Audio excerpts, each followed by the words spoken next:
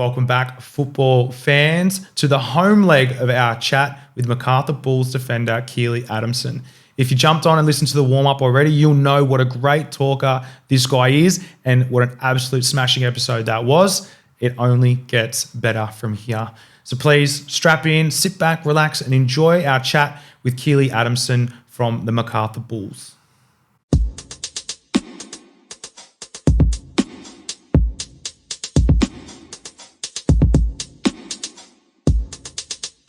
And we're going to dive in now into a bit of your career and a bit of your life. Is that cool?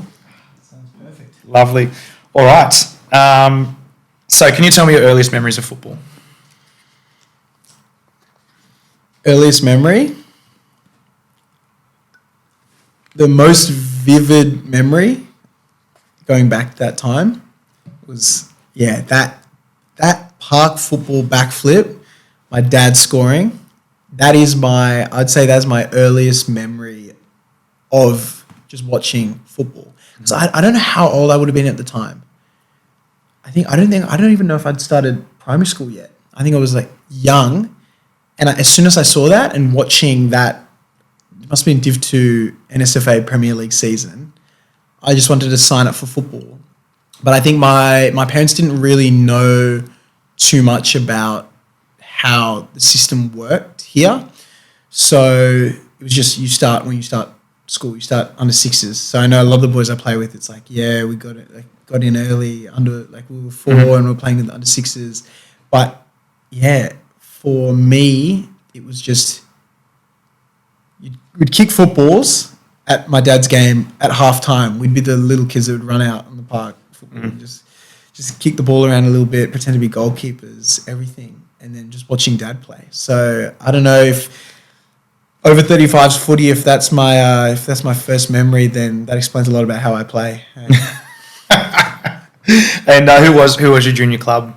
Junior club was Linfield FC. Yep. And was that who your dad was playing for as well at the time? Yeah, my dad was playing for Linfield. Yeah. So you had matching with dad. I'm going to say Div 2 or maybe Div 1 Resi's, because I guess my football story goes back into his football story, because him growing up in Africa, it was just in Tanzania specifically, there's a love for football. I think everywhere in the world, but especially there, they love to play. And you got to take these African dad stories with a grain of salt, because you never know what's been left up to the imagination. But I think he spoke to me a lot about, he played as a goalkeeper, but again, never really any form of football training. And I think his highest level, he might have qualified for like a state or a district team, but because he hadn't paid his school fees, he wasn't eligible to play. Yep. So I think that then him coming to Australia, he was just an absolute workhorse apparently. So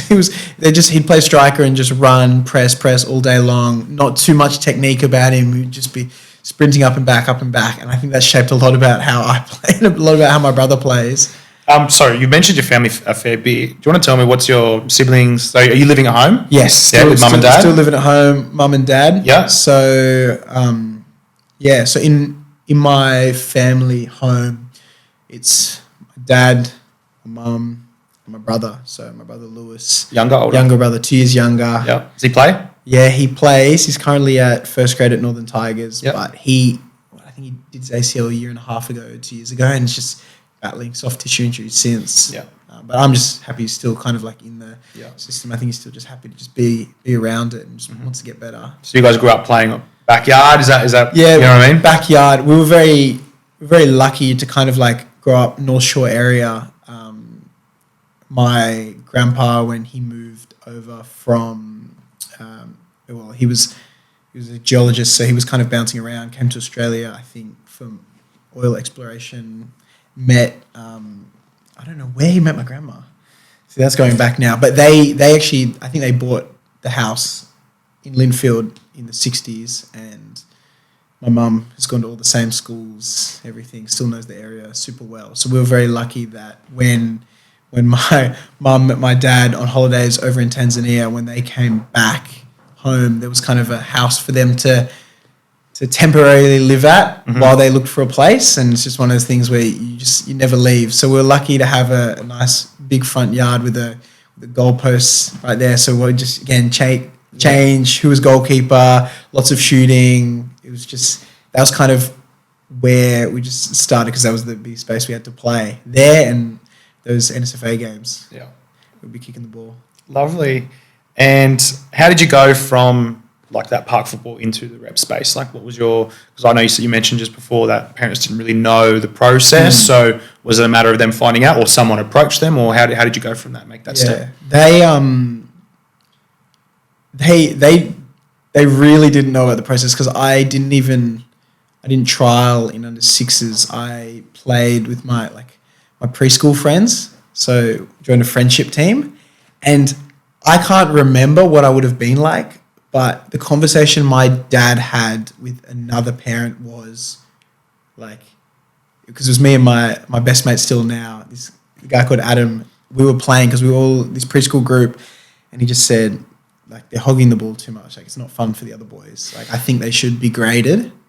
And my mum, because she just had no idea, she was happy to have a chat with the parents, everything. So I was like, didn't even realise that we might have been taking too many touches on the ball in under sixes. So we got regraded, and he got put in the A's, and I got put in the B's. Sure, he's let you know every day about that too. Yeah, because he says I had better technique than you, all this stuff. But my mum just said when we got regraded, she was confused why we went together. So at least it was me and my best friend getting moved away from this team, but then we got split up because that's just how the system works.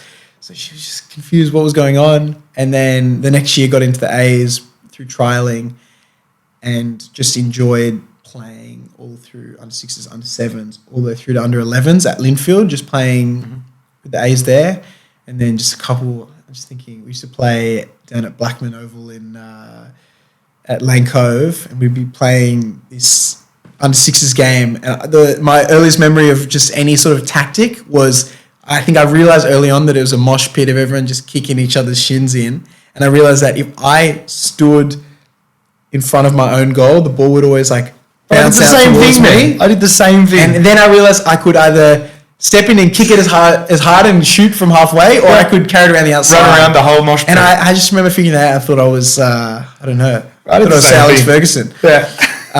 Tactical genius at 5. Yeah. And I think a lot of those memories are skewed. I think I've got a memory of scooping the ball over someone slide tackling me, but I've seen under sixes play, and that's just not how it works. Yeah. So I played there at Linfield, and then I think I had a boy in my team who's actually now playing in Germany. So Adam Mustafi, he was at Linfield with me, and he made the move to Northern Tigers, a rep team. And I remember my thought is, well, because people would talk about, do you want to play rep football? I was like, oh no, that's where all the ball hogs go. So I was a ball hog in the friendship team, but then I've gone to play with the graded team, and now this guy, Adam Mustafi, he's now the ball hog. I'm like, no, I don't want to play with rep football because there'll just be a bunch of ball hogs. And I think I played a game in under 11s, and I had a really engaged coach. There was at Northern Tigers called Frank Horn. He actually came to watch our NSFA games, which doesn't actually happen that often in local park footy. And he was like, oh, I really want your son to trial for the team, speaking to my dad. And, one thing we did know about rep football is that it costs like a bomb. So my parents, it was just completely out of the picture of that avenue. I think I cried, and I wanted to just go to the trial. So they eventually just said, okay, we'll take you to the trial because this is something you've been invited to. It doesn't happen often. Yep. So go to the trial. Just to appease you a little bit. Just for me to experience what it's like and just actually see if that's what I enjoy doing. And it's 12, so we're not really thinking too much about it. And I remember going to this trial at Mills Park, and just can't remember how the trial went, any of that, but I just remember my dad and I getting pushed into the change room with all the other parents, with the kids that have been selected. And my dad was there just like, oh no, what is happening? How have I ended up in this room? And they've got, what is it, a little card reader or something on the end. And they're just handing out these receipts. Because obviously there's one end of the spectrum where you've got parents that have maybe trialled for Manly, trialled for maybe a Blacktown City, trialled for Tigers. So they want that non-refundable payment right now because that's how they get you to play for their team. And my dad just shuffled himself to the back of the line, called my mum up, and scored. Like, he got selected. We're in the room. I'm looking at the invoice now. What are we doing? I had no idea. This is years later that I found out about this. Somehow, I think they did a bit of money juggling. We were able to sign for Northern Tigers. And I just remember my Christmas present that year was just this card. And it was just like, oh, congratulations on making Northern Tigers. Like, your gift this year is, you get to play rep football. Rego. And it was Rego. Yeah. And so I'm like, oh, where are the toys? Where's my football? And now, thinking back, that's probably the most expensive gift of me I was given throughout my whole youth. Mm-hmm. And I just went and loved every moment playing there under Frank. And I think I was definitely someone where I love being there. I love just working hard, playing any position, just wanted to play. But I just don't know if I had like the technique or maybe just the extra sessions the boys were doing between 6 and 12. Mm-hmm. And I think from that year, we just so many different coaching points about, if you pass a ball, pass it like you're shooting and it's up to their first touch to be able to get it under control. Just little things that just stick with you and help me. Suddenly there's a skill I got in 12s, thought it was the dumbest thing in the world. And then as a first grade player, it's so appreciated. Mm-hmm. So I played there. That's when I first just broke into the rep scene. Yeah. I just love hearing those stories and how we get there, because a lot of parents, they don't know especially if they're not involved in football. And obviously your dad's come from overseas as well, so there's no idea of like, even if that was a thing. Like a lot of people I speak to, they're like, yeah, we didn't even know that rep football was a thing. Like, it's always some kid, goes, oh, I'm going to this. Do you want to come? Or a parent or a coach comes and sees them, whatever. And it's nice that there is an avenue there for kids to go through. So you mentioned you were happy to play any position. Were you always a defender? Because looking through some of your photos I've seen, I think it was school football, you got the 10 on your back. Talk to me. What's happening? I think I've played every single position at an NPL level. I started off as a midfielder. We had 2 injuries as centre back in my first year, so I became a centre back partnership, because I think I've been the same height since I was 14, 13. Mm-hmm. So I was a tall centre back, lanky centre back. So I'd play as centre back, a 6.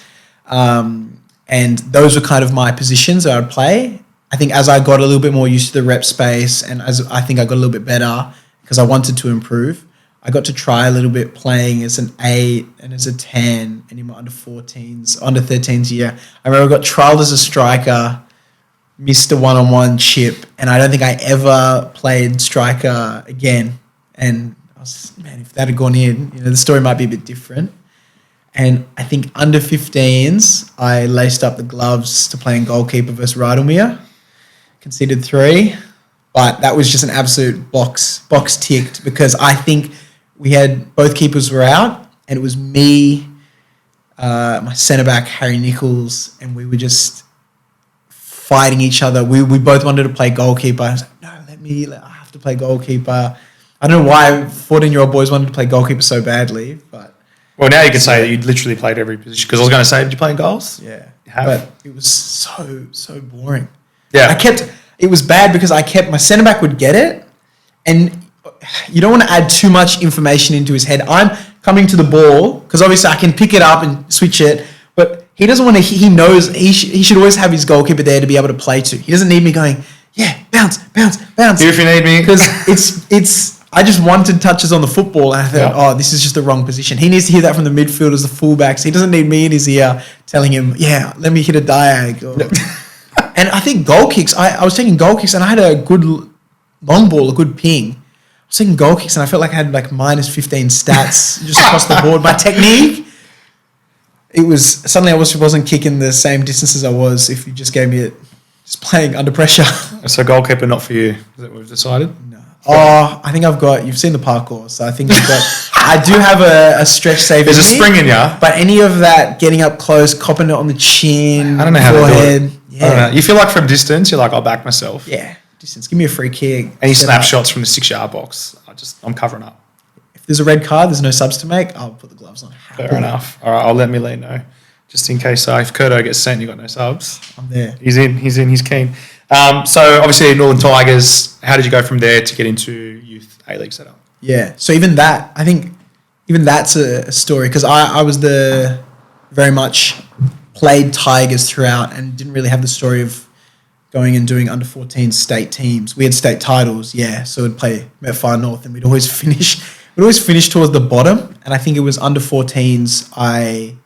It was the first time we challenged for a title. I think we played our last game and we could either finish first or fourth. All we had to do was just win or draw.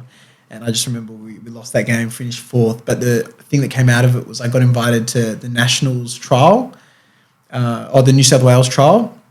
And I remember going, and that was the first time I was ever like, I actually need to work on myself a lot. Because I think at the time, didn't really get to see much of the ball. It was at Northern Tigers. We were playing in NPL 1 and we were defending a lot. And I was getting to use a lot of my defensive abilities. And so when I was suddenly playing more ball playing, I didn't know what a half turn was. And it was a real wake-up call for me. And I think that 14th year made me switch on and really try and iron out my game. And it was what pushed me through the ranks to kind of play first grade at Tigers. And I think I broke into first grade at Tigers at 17.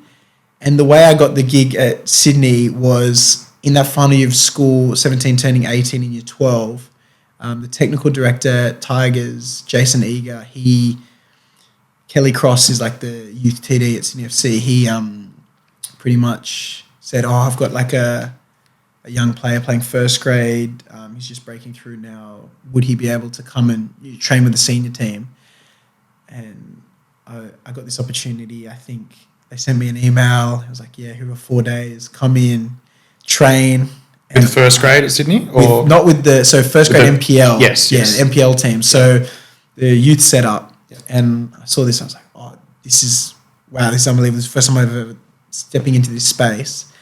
And I just remember driving up to Macquarie, Talvera Road, and then going into the Sydney facility. And it was just I was just so nervous, everything. They do a lot of gym prep before. And I think I just don't like that for my first day because until the ball's kicked, I feel like you might see me as below you.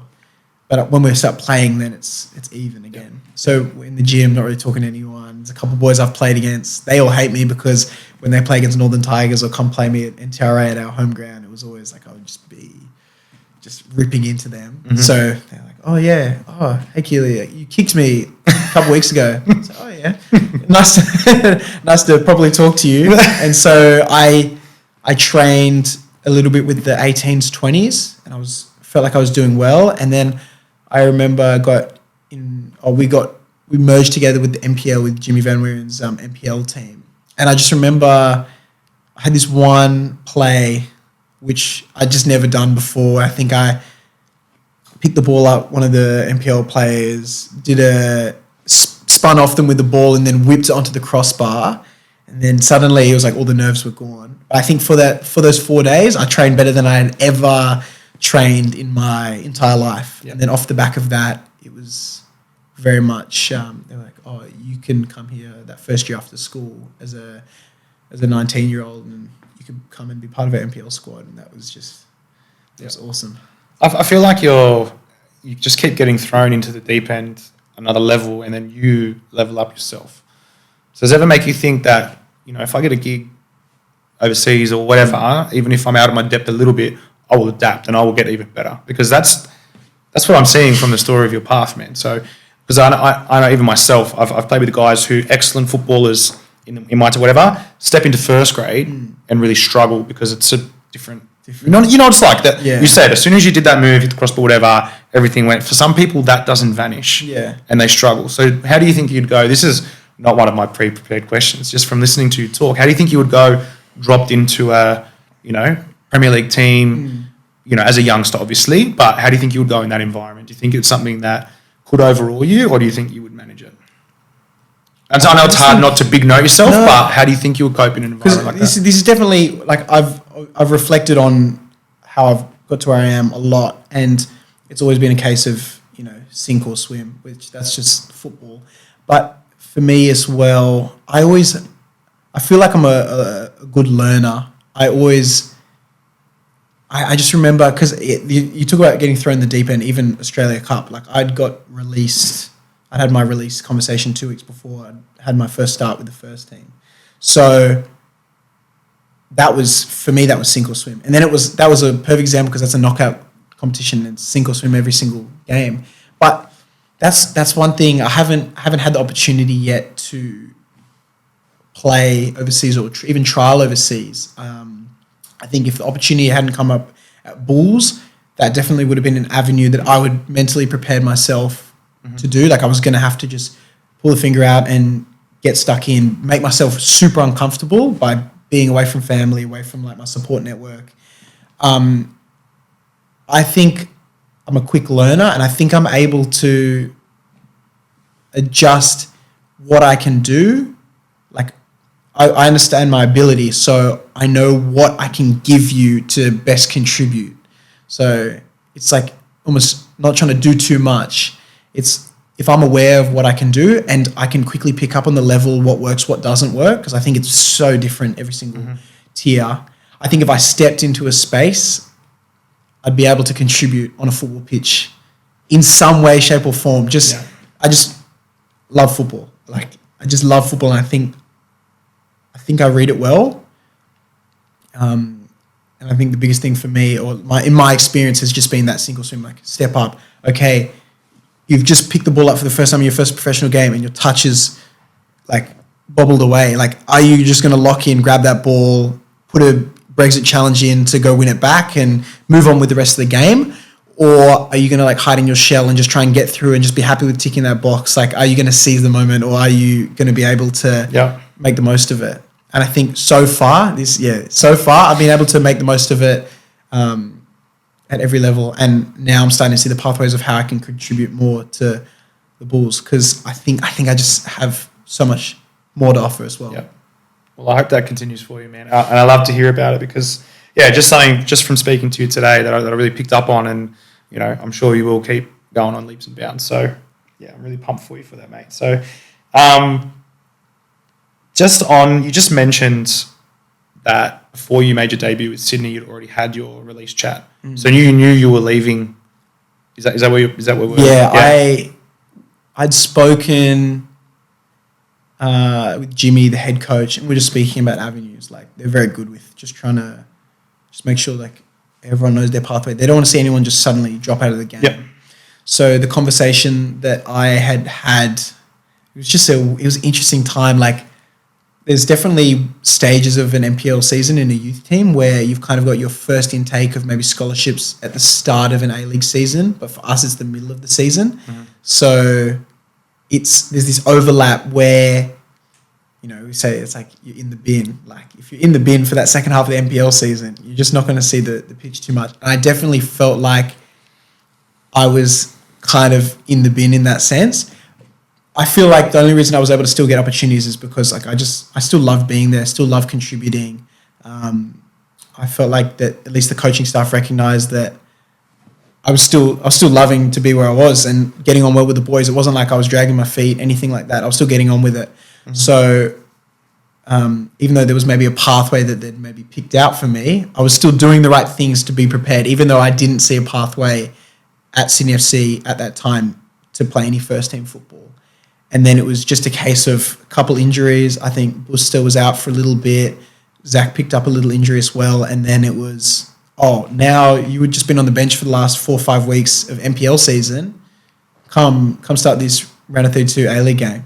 And I was like, yep, I'm ready. I've been doing all the right things. I'm healthy. I'm fit. I'm in a good headspace. But I still remember coming up the top because of the new Sky Park building. And I think everything we'd done prepping to that point, I was just hoping to be part of the squad, just get on that bench. And I remember sitting down first slide on Bimby's kind of slideshow is just the starting lineup. And I'm just going through and looking left to right and just going, oh, yeah, good front three. Oh, yeah, midfield three. And then just looking at the back four. And then get to right back. And I see Adamson. And I was like, oh my goodness. And I could feel the young boys around me just going a little bit more quiet because there's, we're in a separate like change room at the other end of the building. So when the video, my heart starts beating out of my chest because I'm like, wow, if I'm reading this on the screen now, if I don't get injured between now and the next 24 hours, that's going to be a professional debut. And I just remember walking down the hallway with all my young boys. Hayden Matthews there, especially. He's now obviously starting every single week, but he's just grabbing my shoulders and shaking me. JK's there like, oh, you're getting your first start before me, and it was just like unbelievable. And it definitely felt like, okay, now we've got to make the most of it. And in my head, it was just win. Again, that being a knockout competition, it was pretty much, if you want to stay in a professional environment, you need to win this game or contribute to winning this game. And that's how you get 2 more weeks. So I had this big saying at the time, and it was just week by week. And it was very much week by week because you just act different when it feels like everything you've built towards your whole life is on the line. Like, I think when I speak to my friends and my family about it, they're like, oh, how are you not more stressed? But it's honestly, you just love it because I think you just back yourself in that situation. If everything you've built towards on the line, your demeanor is determined by how much you've prepared yourself. And I felt like I was prepared. So in that moment, it was enjoyment rather than fear. And it was everything I'd done leading up to that point was to put myself on that pitch. So stepping out, getting a job done, getting a couple highlights, getting a couple jammy moments, getting to tackle one of my best mates, Nath Paul, and almost getting a goal, which I sent him the screenshot of me tackling him. I was like, yeah, I'm in the right place. I'm on the right path. And now it's just about not changing that. So I had no idea that, you already knew you were going. Like, what a wild story. And then it's literally that knockout competition. You said week by week, you lose a game. Yeah, see you later. Like, I'm done. Especially when NPL season finished up, it was very much like, yeah, you're on holidays as soon as this. And I was just telling my girlfriend, telling my family, I was like, I do not want to go on holidays this year. I do not want to go on holidays unless I've signed a contract. I need something, anything. And that was the biggest thing. It was, at least I was on that national stage where I was able to be seen by other clubs. But even at Sydney, it started to ask the question a little bit. It was like, oh, okay, maybe he could do a job there, and that's how I got more confidence and was able to play throughout. So from there, so obviously you've played a few games, Australia Cup, etc., and you start building towards this cup final in your first few appearances. Can you walk me through the week of the grand final, or maybe the day of the grand final? Like, what was going through your head? Obviously, you knew you were leaving, and you've just absolutely battled away, like you said, week by week, to make sure that you are there come grand final day. Like you said, Buster had been injured for a bit of that. Ryan Grant, for those playing along at home, and that was the position you were playing. So how did it go come grand final? Because he started the grand final, didn't he? So how was that for you going, I've played well, I've helped us get here, and then he's sort of come back in and whatnot. So I suppose my long-winded question is, how does that affect you mentally, knowing that you've come in and done a job and gone, I'm actually doing okay, maybe there's a chance I could even stay at Sydney, and then into that grand final sort of moment. So, can you sort of walk me through that? Yeah, that week especially, I think you can kind of see where everything is going to fall throughout a week. You can kind of tell maybe where the starting lineup, like where it might sit. Yeah. And I could see, I think we played Western United in the quarters, and I think Bus had come on for me maybe 20 minutes before the end of the game. And then the Melbourne City game, I felt pretty good. It was a couple of moments where it was like, the ball's moving quick, everything. I say got hooked at halftime. I think I said that a couple of times. But for me, I was actually happy. I was happy with the performance. I came away going, I've got a winger that's testing me more than I've ever been tested before. That's awesome. That's exciting to me. And so he came out at halftime. So I could just see you could just see the regression of my minutes, as obviously his body was right. He's going to be playing in the season. You need to make sure he's ready to play. And so for me, in my head, it made sense going into that final, like where the experience was and just because of the occasion, everything. But I kind of knew, I just had like a little bit of a feeling that I was going to have to contribute in some way, because that's what the whole cup run had looked like. And I was very much prepared to just do a job wherever I was needed. And I think leading into that final, it's kind of, or maybe I could start, but I could also see why they would go the other way. And then I think when I saw the starting lineup, it was just like, okay, now I've got a good opportunity now to train that skill of coming off the bench. And I just had a feeling I'm going to come on. And in that final, it was awesome being at Allianz. It just felt packed, electric, everything. Prepped like normal, prepped like I was starting, just because I had this weird feeling. And then I think first half, just watching, I think we went 1-0 down. Brizzy, especially that preseason Brizzy, was moving the ball so nicely. They were doing some really nice things on the pitch. And it was just like, wow, like we need to change something. And I think it was just before they sent Max Burgess and I to go warm up. And I think Max and I, similar people, it's just like, just bring a lot of energy at least. If we don't bring anything else, we just bring a lot of energy. And we got sent to warm up. And at Maxi as well, I could just tell he was just in his zone. Like, I think I stole a couple of things from him because even my first time ever being around the first grade setup was they had a game against Celtic this is like 6 months before. Yeah, I was there that game. And I remember seeing that was where Burge scored that bomb. He did. But I could tell he was going to score that bomb from when we were rolling out. He just had different music. He was just locked in. And we were both doing that before the Australia Cup final. We both on the bench. And I just remember at halftime just got pulled in. I'm just watching this video, Bimby and Zrilla are there, and they're just like, do this, don't do this. And they're like, awesome, go get yourself ready. I was like, yeah, let's go. And I run out, and I didn't have my bib on, and my family were all behind kind of the dugout, and they were just like, oh, is he coming on? This video, is he coming on?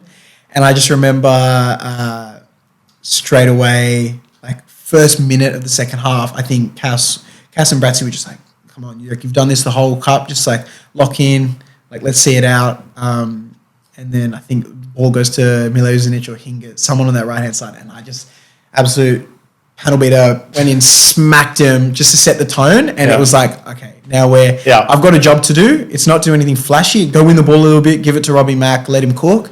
And it was just, I think, Fabio came on, scored 2, and it was, the story just worked too well. And then when I was speaking to my family after, it's like not only I felt like I was part of that the whole way through, but it was like in the final I got to actually play a role in that as well. So for me, it was just positive vibes only. Yeah. And was there chat then after? Obviously, you did so well about you staying. Like, was there an opportunity there or not quite? It was, the moment had kind of gone. The way that the windows work, Australia Cup's a weird competition because it's like pre-season, but a little bit before the season. Yeah. So there was a window, and the moment had gone maybe just before the Melbourne City semi-final. So at that point, I was fighting for like a contract in January. Mm-hmm. And I was like, this is my last chance to be on the national stage, to be seen by anyone for a long time, unless, it's preseason NPL. I can't step into an A-League space unless it's in an injury replacement role. And so it was very much like I'm going to that final just like I just need this last hurrah at least. And then, played the final. And I just had this feeling, even though there was nothing going on throughout the cup, I just had this feeling I was doing the right things. And I think it was right after the Australia Cup final, it was just like a message from the agent. It was like, Kealey, is he available? It was like from Macarthur Bulls. And I was like, it's happening. But obviously I kept that to myself because I was just like, I'm not celebrating anything until I'm signing the paper. Yeah. So that's how you found out, as a text from your agent, was it? Yeah, text forwarded to me from my agent. I think we just won the Australia Cup, and I think it was Zach, Gus, Corey Holman, my girlfriend, and I. We were just getting some kebabs before going to meet all the boys at some place just to go hang out. And I saw that message. I'm like, Corey, I'm gonna go play with your brother. And Zach, he was all excited. He's like, "Oh, congrats, man!" I'm like, "No, we're not celebrating yet. Not until it's sealed." There you have it, football fans. The home leg of our chat with Macarthur Bulls defender Kealey Adamson is done. I know you would absolutely love that episode. Make sure you are keeping your eyes peeled for the away leg, which will drop shortly as well. As always, please make sure you're following us on Instagram, liking and sharing our content, and that you are jumping onto Spotify and YouTube and following us as well there. As always, thank you so much for listening and choosing to score some goals with the corner flag.